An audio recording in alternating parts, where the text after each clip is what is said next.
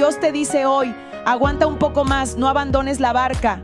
Sé que las olas están fuertes, que el viento sopla duro y sientes que ya no puedes más, pero justo cuando parece que todo se va a hundir, es cuando yo me levanto y calmo la tormenta.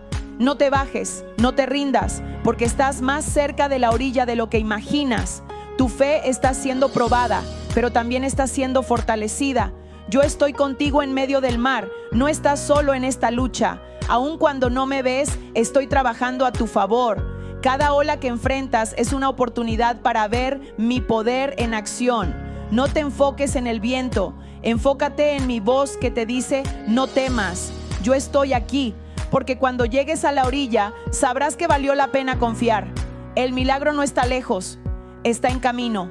Y cuando llegue, entenderás por qué te pedí que no te bajaras de la barca. Amén.